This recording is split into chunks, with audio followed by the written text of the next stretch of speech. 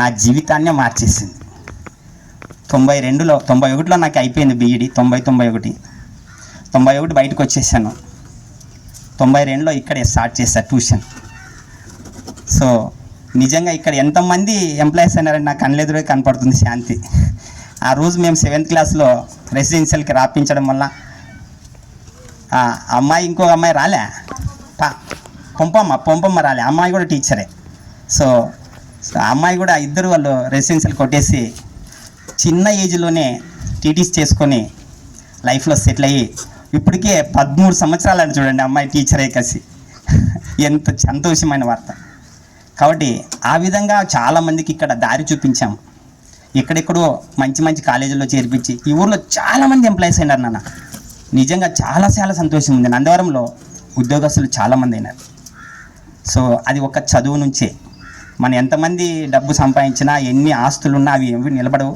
కాబట్టి మీరంతా ఫ్రెండ్స్గా కలిశారు, మంచిగా పంచుకునండి, భావాలు అంటే ఏదో హ్యాపీగా ఎంజాయ్ చేయండి. తర్వాత గమ్యాన్ని నిర్ణయించుకున్నాడు, ఏం చేస్తే బాగుంటుంది, మన భవిష్యత్తు పిల్లలకి మనం ఏం చేస్తే బాగుంటుంది అని ఆశిస్తారని నేను కోరుకుంటున్నా. మీకు చిన్న కథ చెప్తాను నాన్న. సో మనిషిలో సంకల్పం లేకపోతే ఏమీ చేయలేం నాన్న. మనిషికి సంకల్పం అనేది చాలా గొప్పదన్న. ఏ వృత్తిలో ఉన్నా ఒకటే నాన్న. నువ్వు కూలిపో, నువ్వు వ్యవసాయం చేయి, నువ్వు ఇంకో ఏ పనైనా చేయి నాన్న. నీ వృత్తిని నువ్వు గౌరవించాలా. నువ్వు 10 మందికి ఎవరో అబ్బాయి చెప్పాడు, నా కింద 20 మంది పనిచేస్తున్నారు సార్. ఎవరు అబ్బాయి? చాలా సంతోషం, ఏదో మిషన్స్ పెట్టుకున్నాడు. వెరీ గుడ్ నాన్న. ఏం పేరు నాన్న? నాగరాజ్. Very good Nagaraj. నువ్వు 10 మందికి ఉపాధి కల్పించినావు అంటే చాలా సంతోషం. అట్లా నువ్వు బతికడం కాదు, 10 మందిని బతికించాలి నాన్న. నువ్వు ఒక్కడు కాదు బతకడం, 10 మందిని బతికించగలగాల. అదే గొప్పతనం. మా పెద్దలు ఏమంటారు, కుక్క బతుకుతుంది అంటారు. నీ బతికేం కుక్క కూడా బతుకుతుంది అంటాడు. అలా కాదు, 10 మందిని బతికించినప్పుడే వాడు గొప్పవాడవుతాడు. కాబట్టి నీలో సంకల్ప బలం అనేది ఉండాలి నాన్న. అది లేకపోతే మనం ఎదగలేము, ఎవరికి మనము ఆదర్శంగా నిలవలేము. కాబట్టి మీకు చిన్న కథ చెప్తాను, బాగా విన్నాను నాన్న. జీవితంలో మర్చిపోకండి. ఒక రాజు ఉంటాడు నాన్న. ఆయన మహా గొప్ప వ్యక్తి, తపస్సంపన్నుడు. ఎన్నోసార్లు తపస్సు చేసి ఆ పరమాత్ముని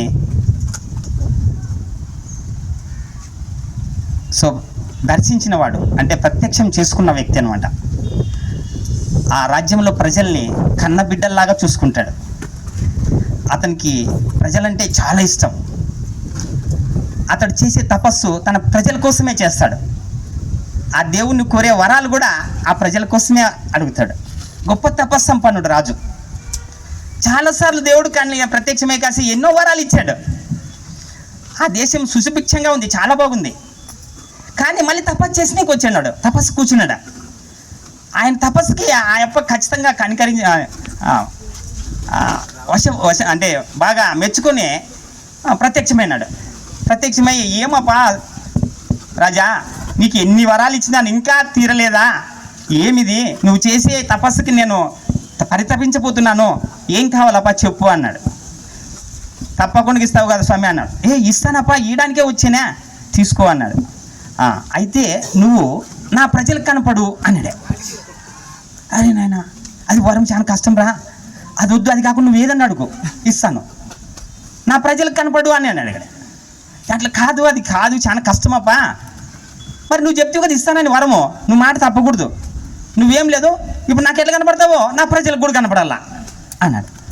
కష్టం నాయన, అది కాకుండా ఇంకోటి అడుగుంటే, చూడు స్వామి, నువ్వే ముందే చెప్పినావు, చూడు వరం ఇస్తానని చెప్పినావు, నువ్వు మాట తప్పకూడదు అన్నాడు.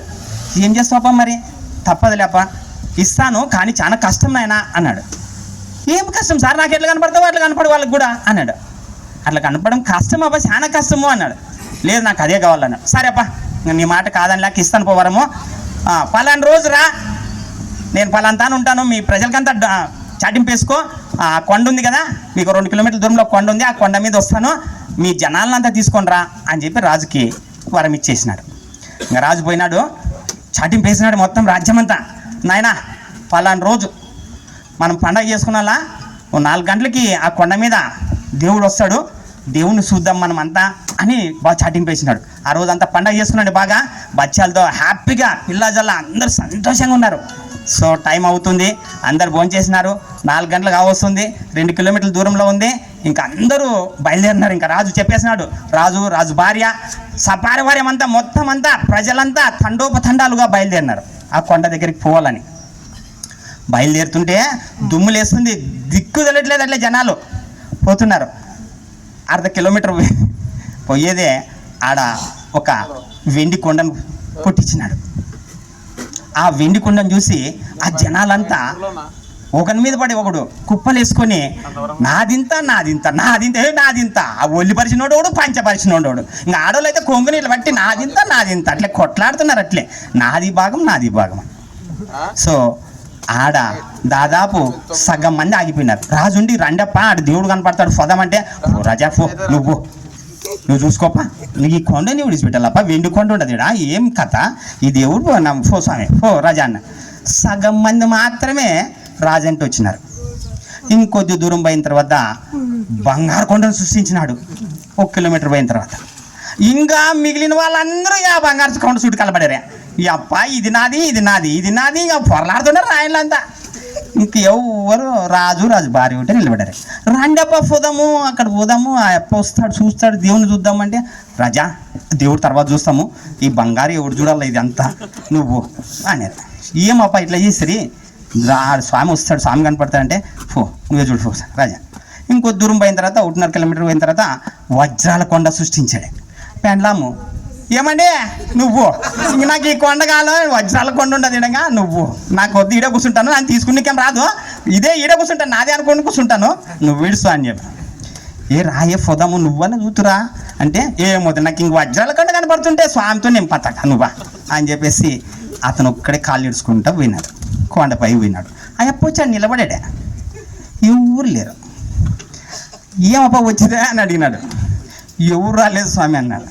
చూడప్ప అందరికి కనపడినప్ప, నేను ఎవరిని కష్టపడతాడు వానికి మాత్రమే కనపడతాను, కానీ ఊకుడున్నానికి ఎవరికి కనపడినాపా, ఎట్లా కనపడతాను అట్లా కనపడి, నువ్వు కష్టపడ్డావు తప్ప చేసావు నీకు కనపడాను.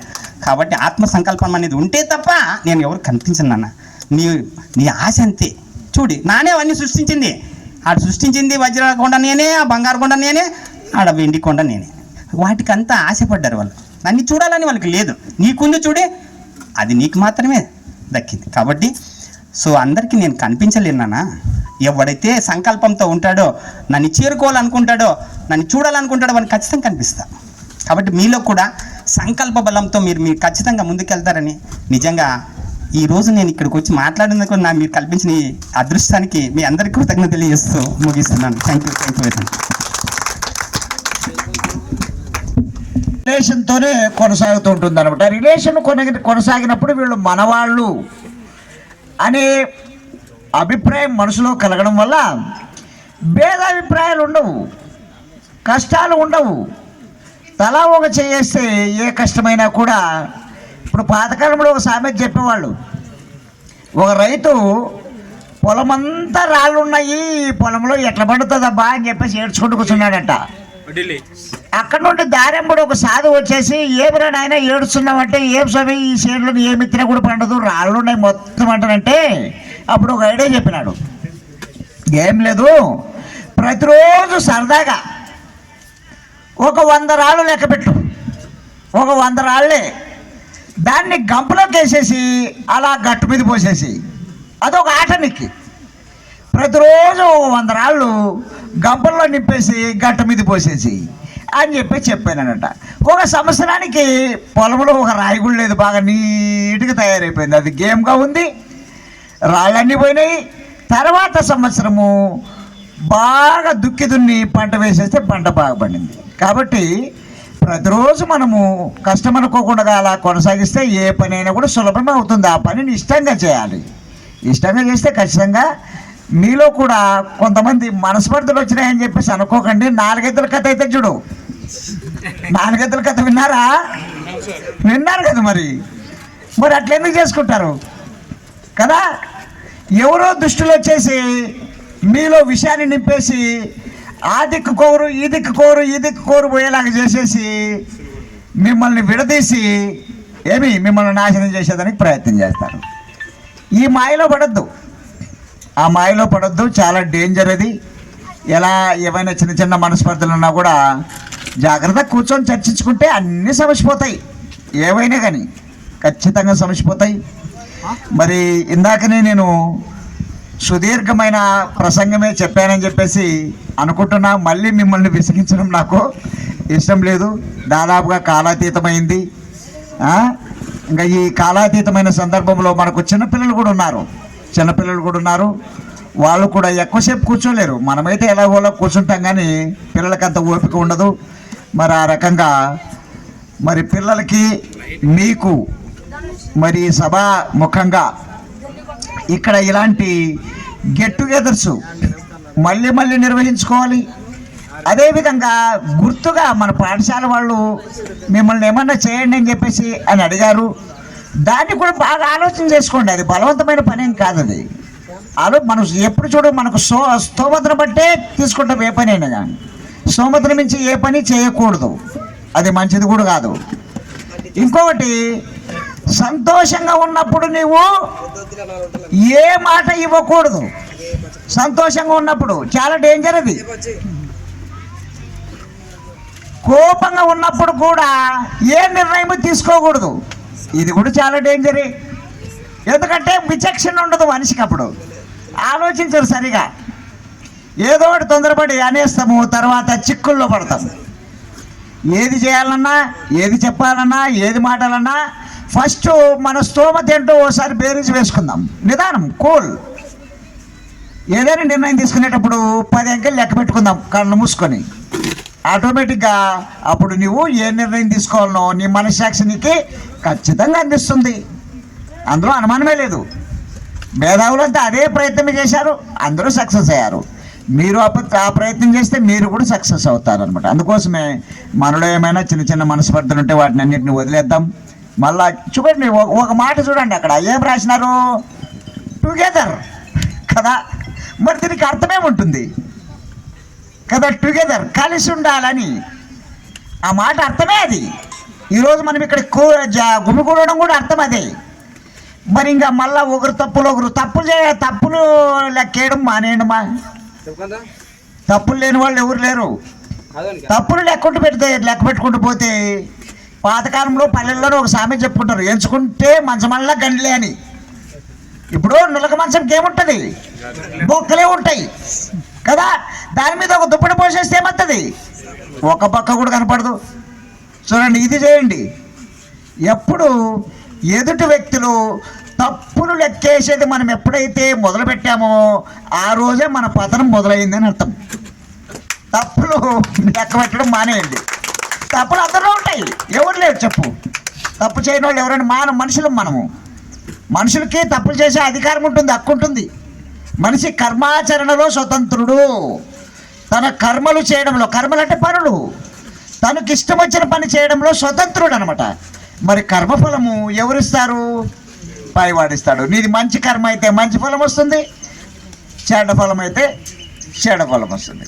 ఇది గమనించండి. అందుకోసమే ఒకే గుంపుగా ఉందాం, గుంపు నుంచి చెదిరిపోవద్దు, మళ్ళీ గుంపుగా గుమిగూడదాం. ఇది గుర్తుపెట్టుకొని ఐకమత్యమే మహాబలం. చాలా కథలు చెప్తున్నాయి మనకి. ఐకమత్యమే మహాబలం. దాన్ని మించింది ఏమీ లేదు అసలుకి. ఒకళ్ళిద్దరు ఏం చేయలేము. మనము ఐక్యంగా ఉందాం, ప్రతి సమస్యను ఎదుర్కొందాం. థ్యాంక్ యూ, ధన్యవాదాలు.